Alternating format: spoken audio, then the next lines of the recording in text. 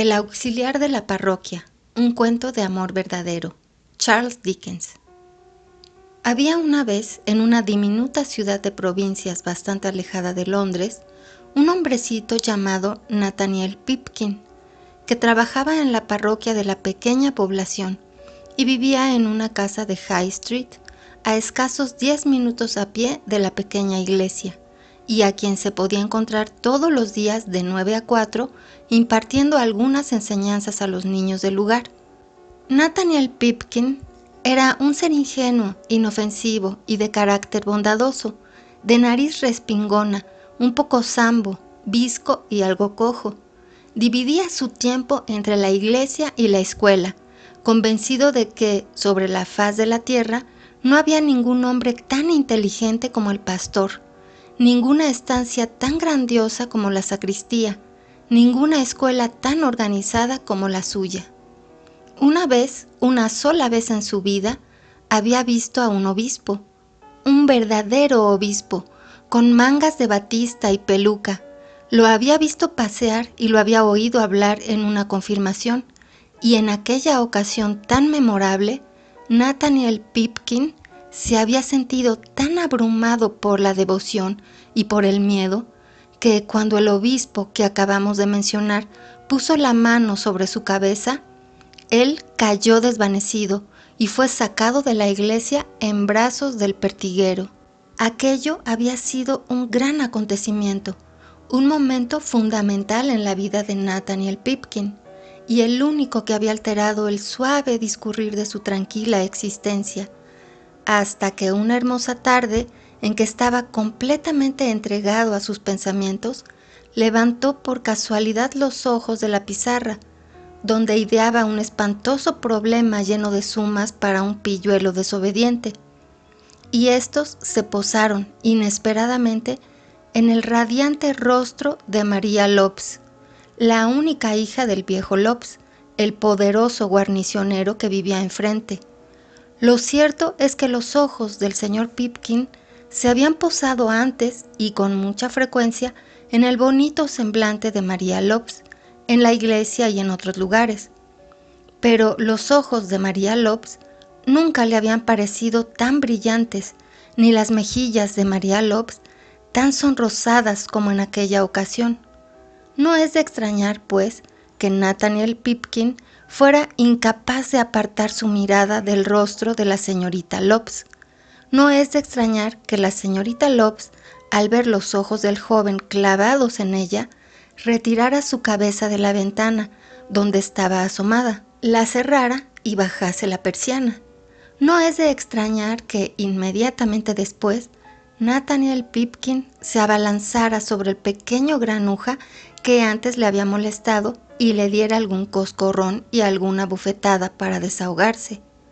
Todo eso fue muy natural y no hay nada en ello digno de asombro. De lo que sí hay que asombrarse, sin embargo, es de que alguien tan tímido y nervioso como el señor Nathaniel Pipkin, y con unos ingresos tan insignificantes como él, tuviera la osadía de aspirar desde ese día a la mano y al corazón de la única hija del irascible viejo Lobbs, del viejo Lobbs, el poderoso guarnicionero, que podía haber comprado toda la ciudad de un plumazo sin que su fortuna se resintiera, del viejo Lobbs, que tenía muchísimo dinero invertido en el banco de la población con mercado más cerca, que, según decían, poseía incontables e inagotables tesoros escondidos en la pequeña caja fuerte con el ojo de la cerradura enorme sobre la repisa de la chimenea en la sala de la parte trasera, y que, como todos sabían, los días de fiesta adornaba su mesa con una auténtica tetera de plata, una jarrita para la crema y un azucarero que, según alardeaba con el corazón henchido de orgullo, serían propiedad de su hija cuando encontrara a un hombre digno de ella. Y comento todo esto porque es realmente asombroso y extraño que Nathaniel Pipkin hubiera tenido la temeridad de mirar en aquella dirección. Pero el amor es ciego, y Nathaniel era visco, y es posible que la suma de esas dos circunstancias le impidiese ver las cosas como son. Ahora bien, si el viejo Lobbs hubiera tenido la más remota o vaga idea del estado emocional de Nathaniel Pipkin, habría arrasado la escuela o borrado a su maestro de la faz de la tierra, o cometido algún otro desmán o atrocidad de características igualmente feroces y violentas, pues el viejo Lobbs era un tipo terrible cuando herían su orgullo o se enojaba. Y podría jurarlo, algunas veces soltaba tantos improperios por la boca cuando denunciaba la holgazanería del delgado aprendiz de piernas esqueléticas, que Nathaniel Pipkin temblaba de miedo y a sus alumnos se les erizaban los cabellos del susto. Día tras día, cuando se acababan las clases y los alumnos se habían ido, Nathaniel Pipkin se sentaba en la ventana que daba a la fachada y, mientras fingía leer un libro, miraba de reojo al otro lado de la calle en busca de los brillantes ojos de María Lobbs,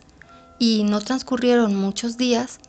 antes de que esos brillantes ojos apareciesen en una de las ventanas del piso de arriba, aparentemente enfrascados también en la lectura. Era algo maravilloso que llenaba de alegría el corazón de Nathaniel Pipkin.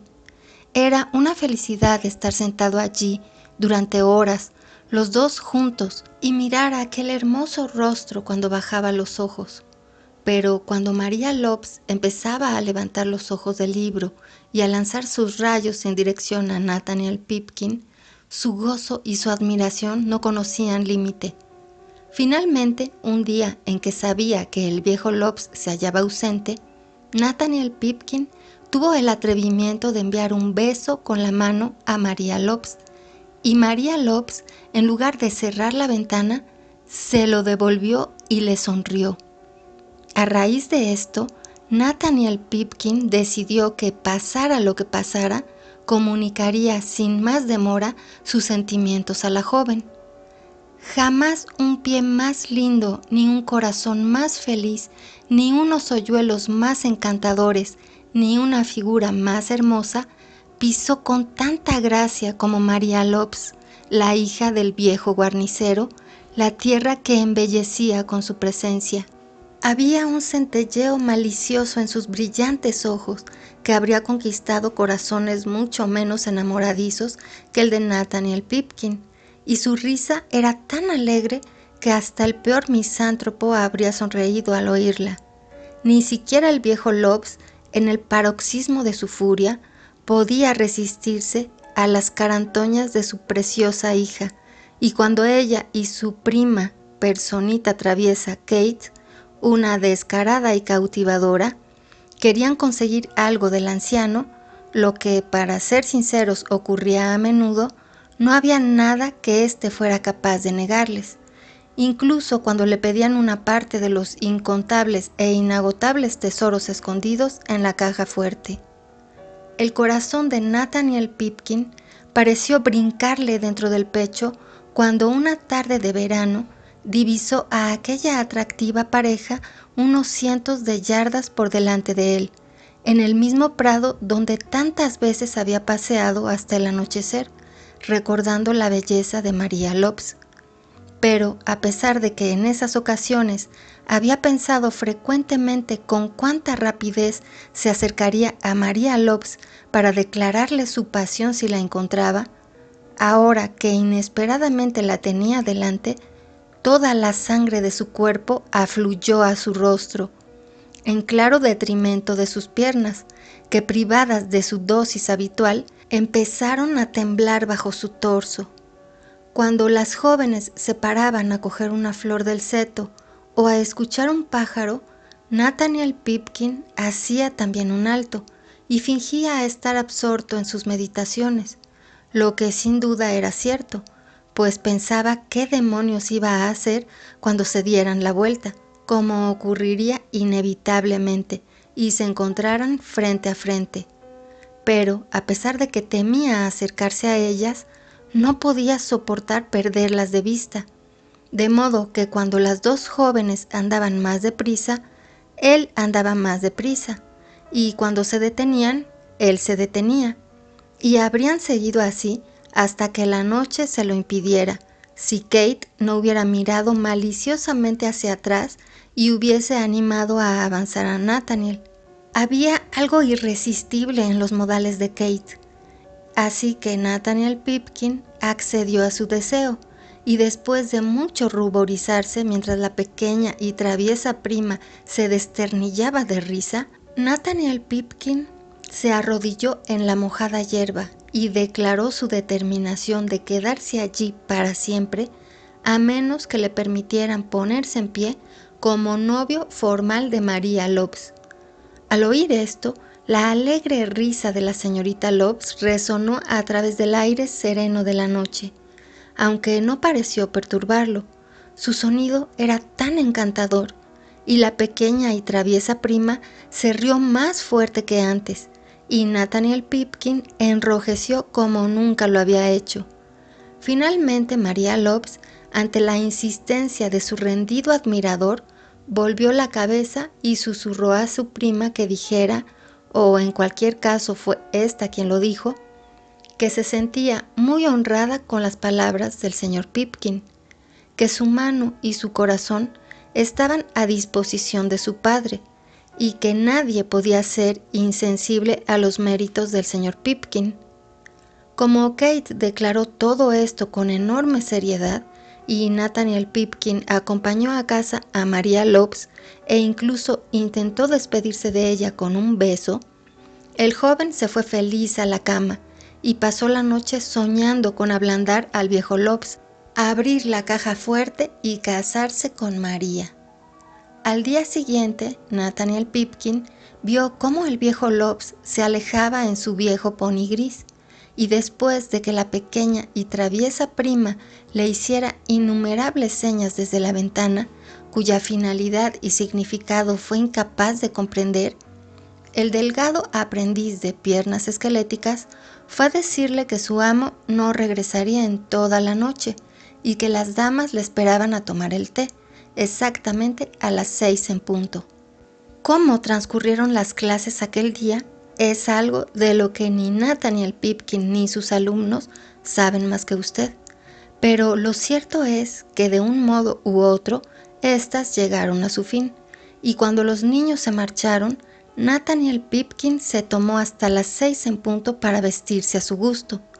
No es que tardase mucho tiempo en elegir el atuendo que iba a llevar, lo que no había dónde escoger, pero conseguir que éste luciera al máximo y darle los últimos toques era una tarea no exenta de dificultades ni de importancia. Le esperaba un pequeño grupo, formado por María Lobbs, su prima Kate y 3 o 4 muchachas juguetonas y afables de mejillas sonrosadas. Nathaniel Pipkin comprobó personalmente que los rumores que corrían sobre los tesoros del viejo Lobbs no eran exagerados. Había sobre la mesa una auténtica tetera de plata, una jarrita para la crema y un azucarero, y auténticas cucharitas de plata para remover el té, y auténticas tazas de porcelana para beberlo, y platos a juego para los pasteles y las tostadas. Lo único que le disgustaba era la presencia de otro primo de María Lobbs, un hermano de Kate, a quien María llamaba Henry, y que parecía acaparar la compañía de María Lobbs en uno de los extremos de la mesa. Resulta encantador que las familias se quieran, siempre que no lleven ese sentimiento demasiado lejos, y Nathaniel Pipkin no pudo sino pensar que María Lobbs debía de estar especialmente encariñada con sus parientes, si prestaba a los demás la misma atención que a aquel primo. Después de tomar el té, cuando la pequeña y traviesa prima propuso jugar a la gallina ciega, por un motivo u otro, Nathaniel Pipkin estuvo casi todo el tiempo con los ojos vendados,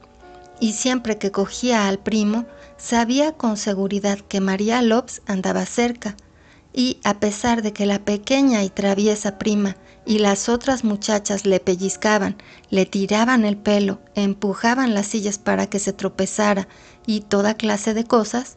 María Lobbs jamás se acercó a él,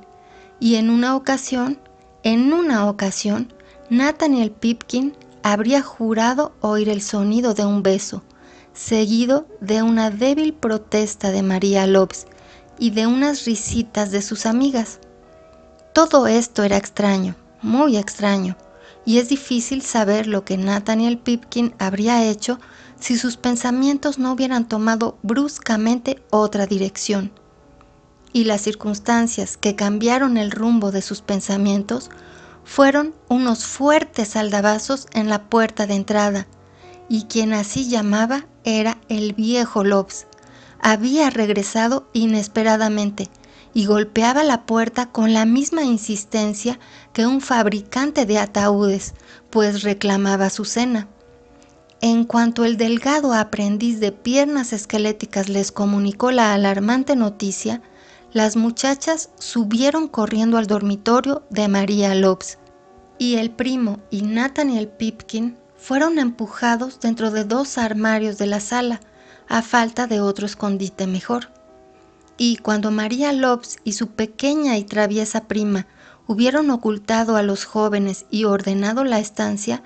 abrieron al viejo Lobbs, que no había dejado de aporrear la puerta desde su llegada. Lo que desgraciadamente sucedió entonces es que el viejo Lobbs, que estaba muerto de hambre, llegó con un humor espantoso. Nathaniel Pipkin podía oírle gruñir como un viejo mastín de dolor de garganta, y siempre que el infortunado aprendiz de piernas esqueléticas entraba en el cuarto, tenía la certeza de que el viejo Lobbs empezaría a maldecirlo del modo más sarracénico y feroz, aunque al parecer sin otra finalidad u objeto que desahogar su furia con aquellos superfluos exabruptos. Finalmente le sirvieron la cena, que hubieron de calentar, y el viejo Lobbs se abalanzó sobre la comida. Después de comérselo todo con rapidez, besó a su hija y le pidió su pipa. La naturaleza había colocado las rodillas de Nathaniel Pipkin en una posición muy cercana, pero cuando oyó que el viejo Lobbs pedía su pipa, estas se juntaron con fuerza como si pretendieran reducirse mutuamente a polvo, pues colgando de un par de ganchos en el mismo armario donde se escondía, había una enorme pipa de boquilla marrón y cazoleta de plata, que él mismo había contemplado en la boca del viejo Lobbs con regularidad, todas las tardes y todas las noches, durante los últimos 5 años. Las 2 jóvenes buscaron la pipa en el piso de abajo, en el piso de arriba y en todas las partes, excepto donde sabían que estaba. Y el viejo Lobbs, mientras tanto, despotricaba del modo más increíble. Finalmente recordó el armario y se dirigió a él. No sirvió de nada que un hombre diminuto como Nathaniel Pipkin tirara de la puerta hacia adentro, mientras un tipo grande y fuerte como el viejo Lobbs tiraba hacia afuera. El viejo Lobbs abrió el armario de golpe, poniendo al descubierto a Nathaniel Pipkin, que, muy erguido dentro del armario, temblaba aterrorizado de los pies a la cabeza. ¡Santo Dios! ¡Qué mirada tan terrible le lanzó el viejo Lobbs mientras le sacaba por el cuello y lo sujetaba a cierta distancia! «¿Pero qué demonios se le ha perdido aquí?», exclamó el viejo Lobbs con voz estertórea. Nathaniel Pipkin fue incapaz de contestar, de modo que el viejo Lobbs lo zarandeó hacia adelante y hacia atrás durante 2 o 3 minutos, a fin de ayudarle a aclarar sus ideas. «¿Qué se le ha perdido aquí?», bramó Lobbs. «Supongo que ha venido detrás de mi hija, ¿no es así?». El viejo Lobbs lo dijo únicamente para burlarse de él, pues no creía que el atrevimiento de Nathaniel Pipkin pudiera llegar tan lejos. Cuán grande fue su indignación cuando el pobre hombre respondió: «Sí, señor Lobbs, he venido detrás de su hija. Estoy enamorado de ella, señor Lobbs». «¿Usted? ¿Un rufián apocado, enclenque y mal encarado?», dijo con voz entrecortada el viejo Lobbs, paralizado por la terrible confusión. «¿Qué significan sus palabras? Dígamelo en la cara, maldita sea, o lo estrangularé». es muy probable que el viejo Lobbs hubiera ejecutado su amenaza, empujado por la ira de no haberlo impedido una inesperada aparición, a saber, el primo de María, que abandonando su armario y corriendo hacia el viejo Lobbs exclamó: «No puedo permitir que esta persona inofensiva, que ha sido invitada aquí para el regocijo de unas niñas, asuma de un modo tan generoso la responsabilidad de una falta, si es que puede llamarse así, de la que soy el único culpable, y estoy dispuesto a reconocerlo. Quiero a su hija, señor, y he venido con el propósito de verla». El viejo Lobbs abrió mucho los ojos al oír esas palabras, aunque no más que Nathaniel Pipkin. «¿Ha venido usted?», dijo Lobbs, recuperando finalmente el habla. «Sí, he venido. Hace mucho tiempo que le prohibí entrar en esta casa». «Es cierto, de otro modo no habría venido a escondidas esta noche». Lamento contar esto del viejo Lobbs, pero creo que habría pegado al primo si su hermosa hija, con los brillantes ojos anegados en lágrimas, no le hubiera agarrado el brazo. «No le detengas, María», exclamó el joven. «Si quiere pegarme, déjale. Yo no tocaría ni uno de sus cabellos grises por todo el oro del mundo». El anciano bajó la mirada tras ese reproche y sus ojos encontraron a los de su hija. He insinuado ya en una o dos ocasiones que los tenía muy brillantes, y aunque ahora estaban llenos de lágrimas, su influjo no era menor. Cuando el viejo Lobbs volvió la cabeza para evitar que esos ojos le convencieran, se topó con el rostro de la pequeña y traviesa prima, que, medio asustada por su hermano y medio riéndose de Nathaniel Pipkin, mostraba la expresión más encantadora y no exenta de malicia que un hombre viejo o joven puede contemplar. Cogió Zalamea el brazo del anciano y le susurró algo al oído, y a pesar de sus esfuerzos, el viejo Lobbs no pudo evitar sonreír, al tiempo que una lágrima rodaba por su mejilla. 5 minutos más tarde, sus amigas bajaban del dormitorio entre remilgos y risas sofocadas, y mientras los jóvenes se divertían, el viejo Lobbs descolgó la pipa y se puso a fumar, y se dio la extraordinaria circunstancia de que aquella pipa de tabaco fue la más deliciosa y relajante que había fumado jamás. Nathaniel Pipkin creyó preferible guardar silencio, y al hacerlo consiguió ganarse poco a poco la estima del viejo Lobbs, que con el tiempo le enseñó a fumar, y durante muchos años los dos se sentaban en el jardín al atardecer, cuando el tiempo era bueno, y fumaban y bebían muy animados. No tardó en recuperarse de su engaño, pues su nombre figura en el registro de la parroquia como testigo de la boda de María Lobbs y su primo, y según consta en otros documentos, parece que la noche de la ceremonia la pasó entre rejas, por haber cometido toda clase de excesos en las calles en un estado de absoluta embriaguez, ayudado e instigado por el delgado aprendiz de piernas esqueléticas.